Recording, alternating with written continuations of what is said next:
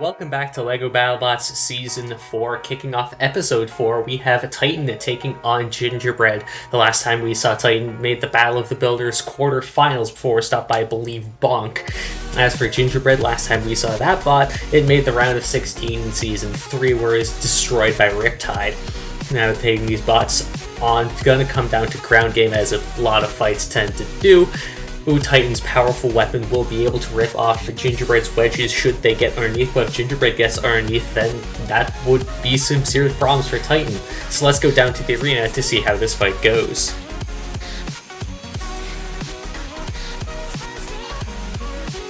Let the bot battle begin. Titan spinning up, and it's Gingerbread getting underneath and immediately jamming that weapon with its lifter. Titan now in the screen, now on its side.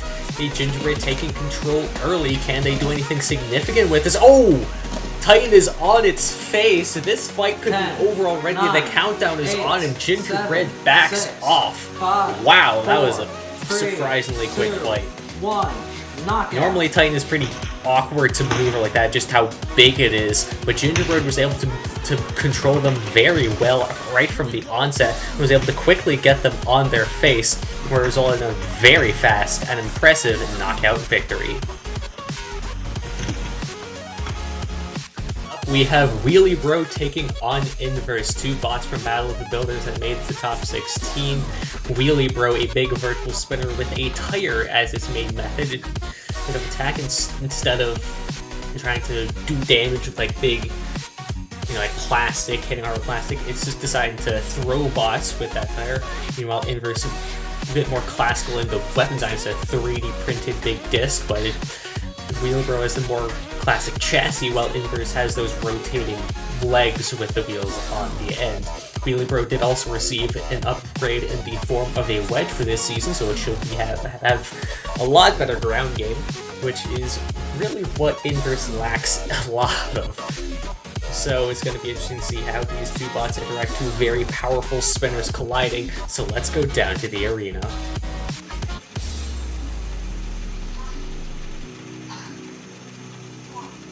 Let the bot battle begin. That wedge of Wheelie Bro already doing some great work, and that weapon is as well. Inverse has already taken some damage, and there go flying there. Wheelie Bro taking control of this fight early. Inverse struggling to find an answer here. As they lose even more pieces, that weapon might be completely cooked at this point, but that doesn't matter. Knockout. They're out of the arena. What a performance by Wheelie Bro. That disc worked to amazing effect, and that wedge helped as well. Inverse's weapon really had problems getting any kind of purchase on Wheelie Bro. They just got some flying and very quickly were thrown out of the arena. What a first win for Wheelie Bro. Up next, it's Minotaur taking on Yeti. Minotaur was forced to go to the Losers League after Season 3, but they were able to escape, obviously, at 3-2, well, because they got here. As for Yeti, they've been kind of declining, I think. They were one of the top seeds in Season 1, then they got the 32 seed, I want to say, in Season 2, and then they lost in the play match in Season 3, so they've gotten a bit of upgrades. The frame's a little smaller, and the drum and hooks should be just a little bit better, and maybe not as reliable, but just overall more capable. But it's going to be interesting to see how those upgrades work against Minotaur, who has not had any upgrades, and who has a very powerful drum. We won't really have to rely on the ground game as much due to both bots' poor ground game. So let's go down to the arena to see how this fight goes.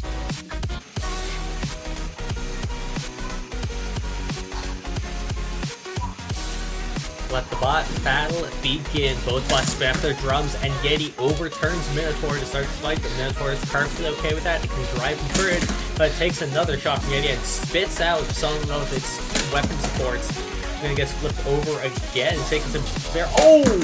What a shot there from Yeti. That drum spinner indeed doing some serious work right now from Minotaur. Undaunted, going face to face with the Alaskans.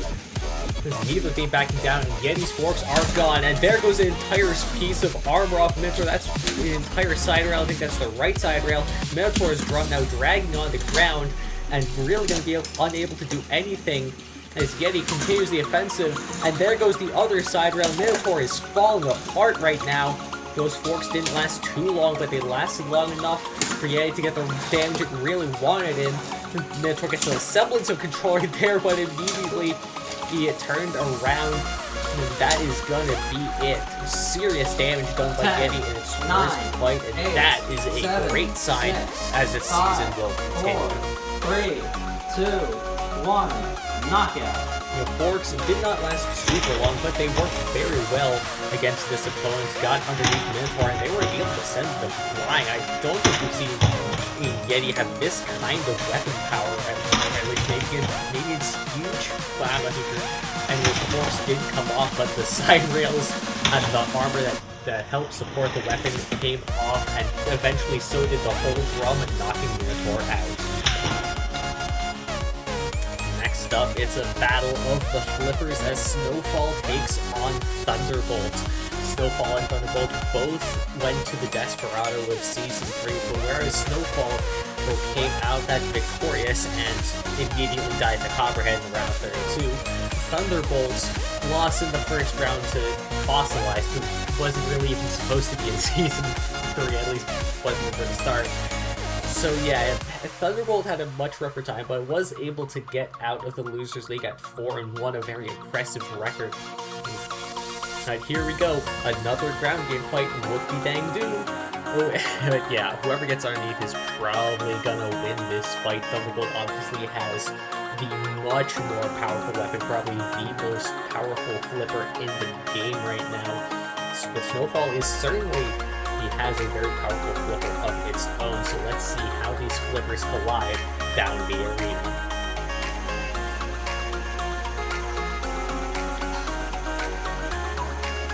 Let the battle begin. Nothing much in the first engagement. Oh. Well, welcome back to the field. Thunderbolt, just one flip and it was all over. Our fifth fight sees Venom Strike take on Retribution. Venom Strike, one of the more unique designs in the field, more of a grabbing tail kind of bot. It was good enough to make last season's round of 32 before channel mascot Nemesis ripped it to shreds. As for Retribution, it's a more classic, very powerful drum spinner. Finally broke through to the tournament last season where I believe it lost to Gingerbread instantaneously. But anyways, both bots looking for a chance to go further this time around. Both bots have a decent ground game, but neither of them can celebrate very well, at least in case for Retribution, not at all. Also, it's going to come down to see if Venom Strike is able to control Retribution or if that drum is able to rip up those forks. Let's go down to the arena to see what happens.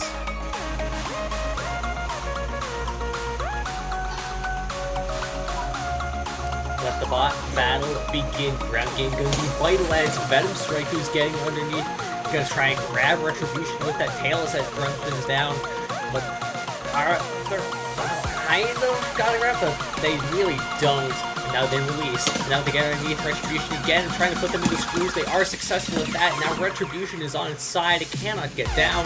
Venom Strike resets tail. I think that's the sign that they are backing off, and in fact, they are. The countdown is on, and Retribution is knocked out in its first fight.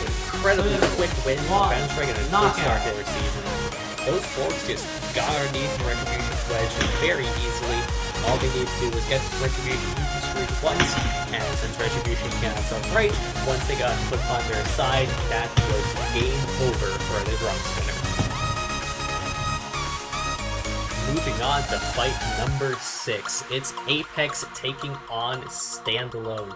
Apex got some upgrades after Losers League to hopefully make it more durable and not destroy itself every 5 seconds, taking on Standalone, who also got upgrades in their case to their wedge, making it a cheese slope wedge, which should improve its ground game significantly.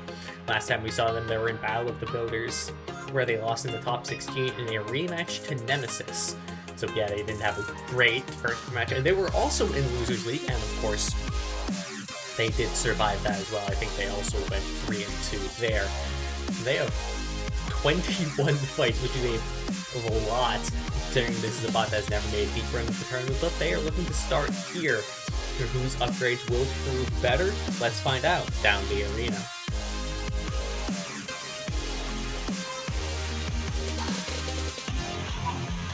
Let the bot battle begin.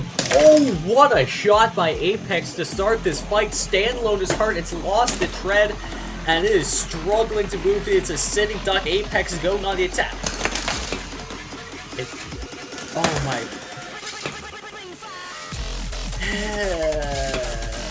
Well. 10, 9, 8, Apex. 7, Why? 6. Why must you 5, do this to me? 4. Why 3, must you hurt me so? 2, Even 1. the pulverizer's mad. Knockout. Well, Apex was doing so well, it ripped the entire tread off the standalone in one shot. And then it died. It just blew itself apart. I don't know what I expected. For our 7th fight, it's a battle between the last 2 rookies in the field, Buzzkill and Yorker. Buzzkill, built by Bonzo28, is a vertical spinner with very striking similarities to Scimitar, if you remember that bot, but his overall upgrade from design, especially in terms of durability. That thing is this thing is a tank. I think it, and also has a decent weapon, but distinct lack of ground game, though that was kind of obvious. It is taking on Yorker, built by Team Prototype Robotics, and it is taking a full body spinner to the next level. Lots like Gigabyte Nemesis, they have their more shell spinners, have like something underneath them that to use as more like a chassis. Yorker, its entire chassis is the weapon. And so it is very powerful, but so we're gonna have an unstoppable force taking on an immovable object here. So let's go down to the arena to see this battle between rookies play out.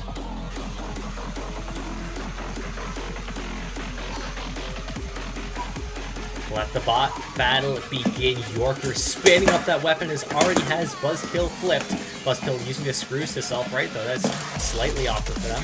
They are able to successfully do it and go right back on the attack, showing no fear of that weapon of Yorker. Ooh, there's another shot that flips Buzzkill. Once again, trying to get the screws. Yorker trying to get spin up for the end. Oh! What a shot there. Buzzkill sent spinning around. Now that weapon is damaged. That might be dead as Yorker continues to land some solid. Jeez, that weapon is hitting so hard here to end. Buzzkill does not have a wedge to absorb blows. There goes another chunk. But Buzzkill is just eating these shots. Of course, the weapon didn't last very long, but that frame is tough. That is going to be... Oh my god, what a shot by Yorker. Buzzkill sent careening. Trying to use the screws to self-right. There they go. Now they get back up. Oh my god. Buzzkill just throwing itself into Yorker's weapon with no fear. Oh my god, there goes a leg, there goes some plate armor, and oh my goodness, what a follow-up by Yorker. These are some of the most brutal hits we've ever seen on this channel. Like, I think the part just broke, like actually damaged. There goes the other leg. I don't even know how that came off. That got sent flying off, and Buzzkill is hurt. They've taken a ton of damage already, and that last shot has seriously had an impact on that Buzz drivetrain. They are crawling now, but they are still going right at that weapon of Yorker, trying to break it, trying to do something. But Yorker is looking rock solid as well, unlike a lot of those shell spinners, which will tend to break apart after a lot of hits. And then you can see one of the wheels has already started to come off of Buzzkill. That right wheel is definitely in trouble now. You can see them trying to crab walk. Buzzkill still holding on. Oh, another brutal shot. And again, Yorker's weapon power on full display. And there's another shot that sends both bots to opposite sides of the box. And that's gonna do it as a wheel comes off and spins 10, down in the 9, corner. The 8, countdown has started. 7, Yorker 6, just put the 5, field on notice. 4, Sure, Buzzkill 3, untested 2, blunt, but 1. jeez. Knockout. That weapon of Yorker is so devastating. Taking a full body spinner to a whole new level, and because of how moment of inertia works, that is a lot more powerful than bots who have those spinners more concentrated in the center. Bloodsport and Cherry Blossom, for example, that weapon was just hitting so hard. Buzzkill was going all over the place and managed to rip off the entirety of one side of the armor and both legs. I don't even know how the left leg came off of, but Shield just annihilated Buzzkill. It took a long time for them to get that wheel, but they were able to do so, getting the knockout. What a win. Booker, probably one of the scariest bots in the field right now, and they've only had one fight. It's time for the main event, and you guys have been asking for this one ever since Season 3, at the start of Season 3. Bloodsport and Cherry Blossom, the battle of the overhead bars. Bloodsport made it to last season's quarterfinals before being stopped by Riptide in one of the most high kinetic energy fights we've ever seen, taking on Cherry Blossom, the bot that knocked Season 2's champ out of the tournament, and eventually got 4th place after getting mauled by Mannerheim and Nemesis. But both of these bots are incredible machines, some incredible weapon power here. Though both bots have suffered from reliability issues in the past, so it's going to be very interesting to see who breaks first, because this fight is not going to last a long time. These two bots are incredibly similar in design, the main difference being Bloodsport's 3D printed weapon versus Cherry Blossom's entirely Lego weapon. So let's go down to the arena to see how this highly anticipated main event plays out.